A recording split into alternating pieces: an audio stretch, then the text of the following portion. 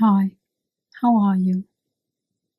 How to have a difficult conversation without it getting into fight. Here are a few tips and tricks that I have learned and in my experience work. The questions can be whatever they are with you. I know that many people fight about how to raise children, so to be more strict or to let them decide more themselves, or something financial issues. So, for example, if one of you wants to move to another job that's maybe not so financially secure, but is more fulfilling for you. And of course, young couples argue where to spend your holiday, with whose parents, or with neither of them.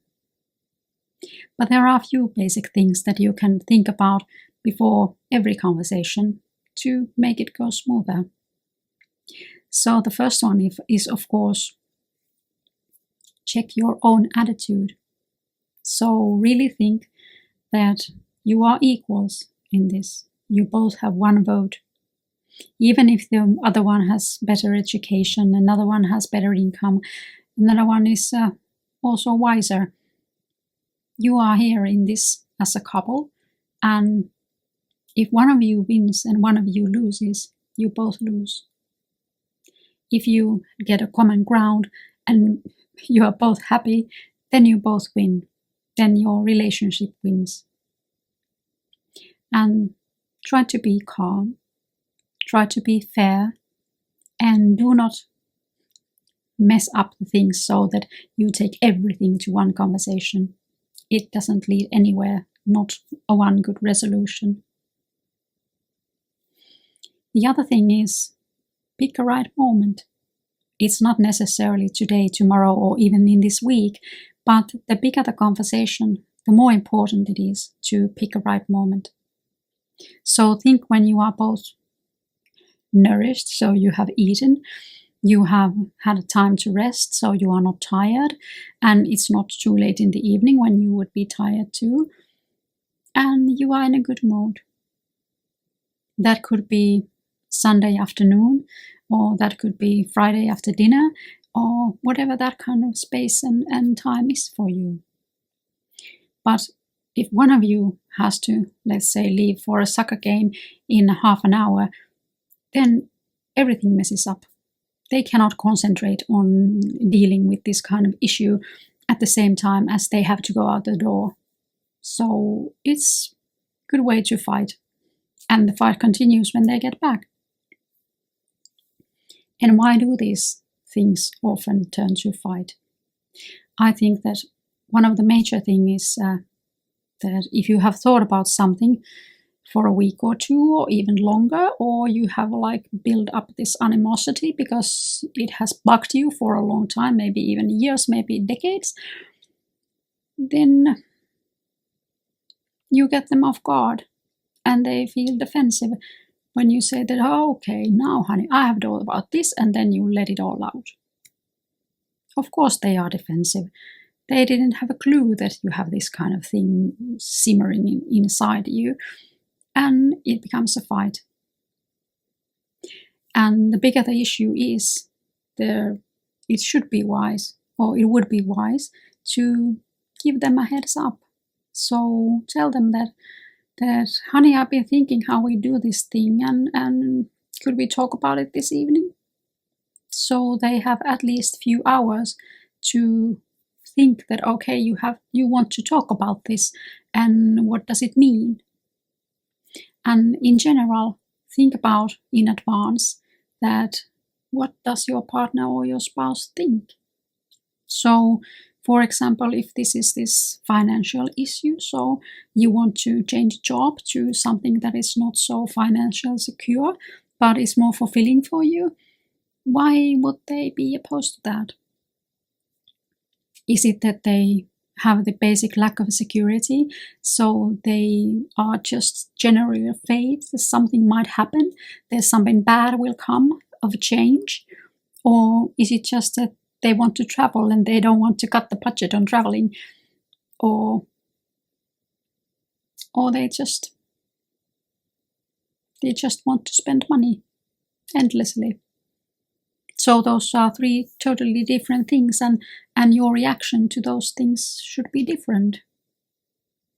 And of course, issues about how we raise our children is even more complicated, because then it comes to whether they like brought up extra strict, so they do not want to be that strict to their own children, or they want to be strict to their children because that's the only model that they have seen.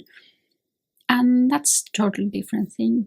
But if you can like weigh on these things and think what you know, or of course if this is this having a holiday with my parents thing, then do they want to go because they should and it's just a tradition and their parents will be disappointed if they don't go?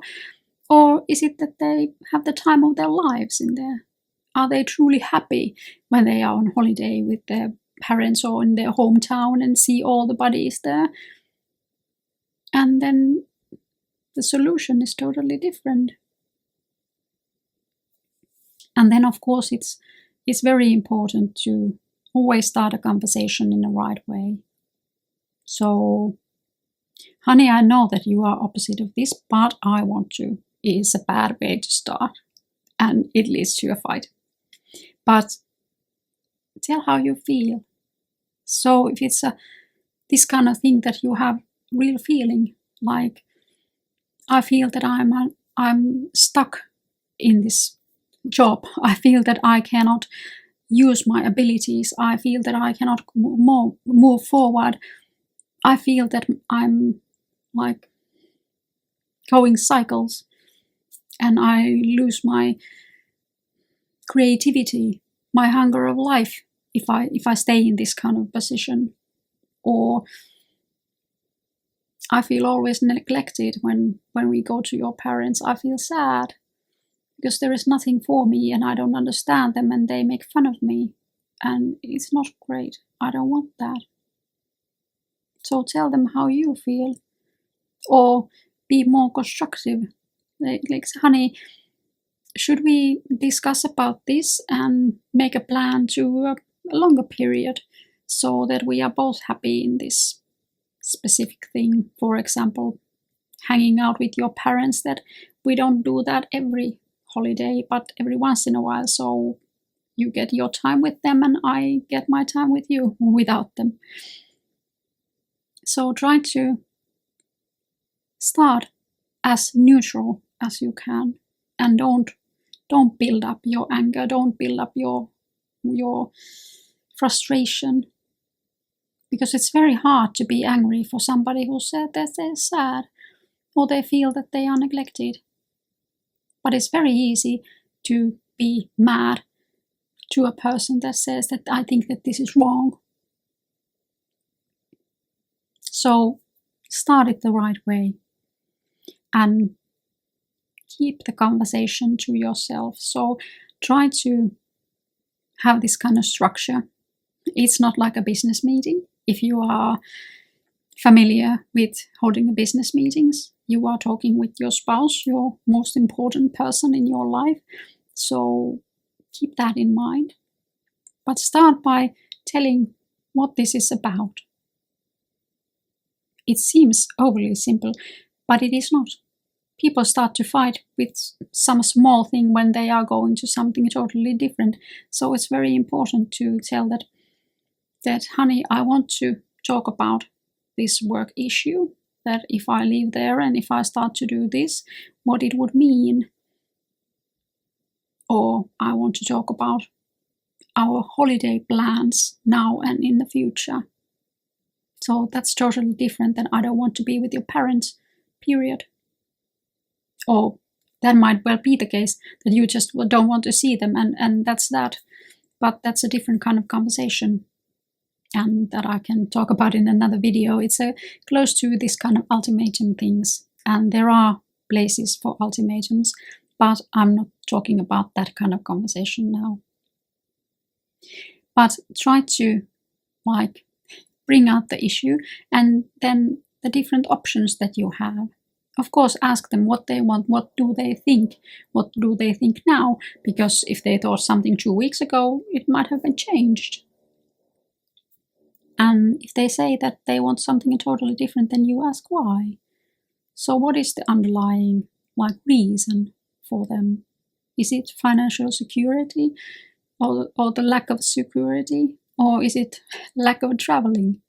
What's their reasoning? And then try to stay calm and together and think about your options. What are realistically our options?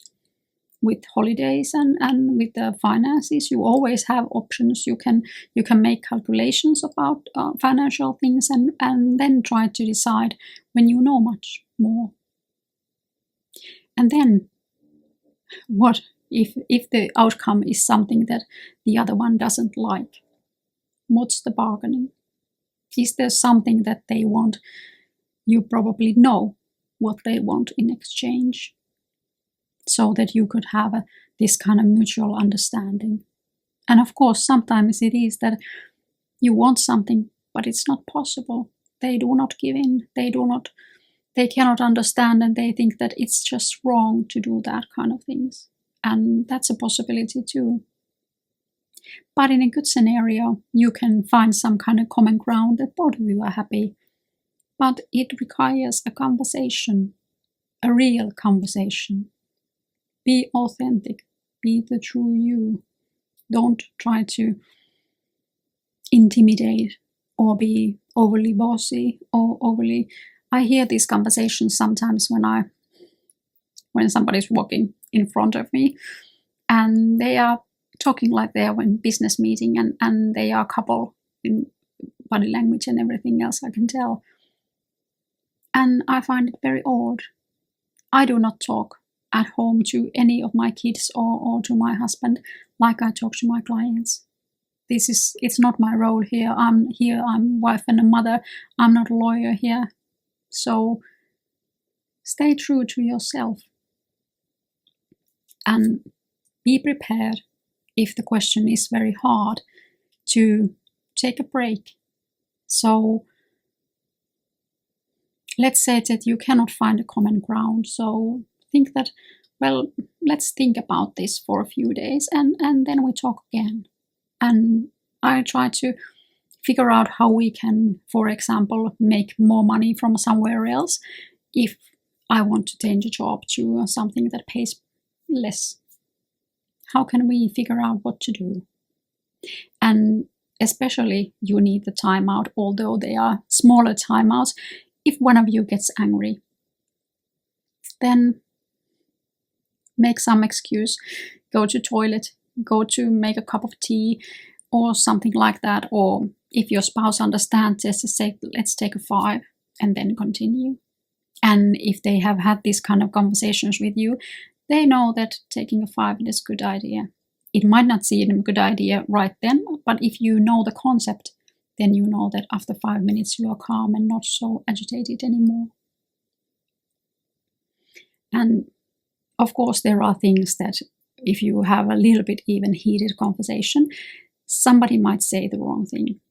I know that when my husband tells me that women do not understand it, I get mad right away and fast.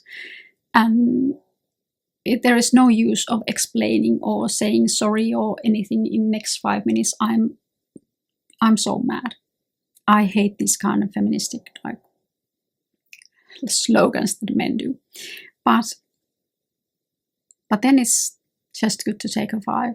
Because after 5 minutes, honey, I know that you are an exception of these ladies, then it'll sink again, but it doesn't right away. So prepare to take a break, take a 5, to calm or to think, and then continue. Don't pressure, don't push. It's not good. It's better to take time than to push your own agenda so that you just get what you want. Because if everything goes wrong afterwards, then you are responsible and you be blamed. So that's what happened. But if you make the decision, like both of you together, then you are both to blame and both responsible, and then you both work hard so that that kind of things doesn't happen. So those are, in my experience, one of the most important things to remember. And till the end I say, remember that you cannot just, the other one cannot win and the other one loses. You either both win or you both lose. And that's a good thing to remember in a relationship, always. What kind of issues do you fight about? If you want to, write down to the comment section below. And maybe we can talk about individual issues. I hope you have a great day. I see you soon. Goodbye.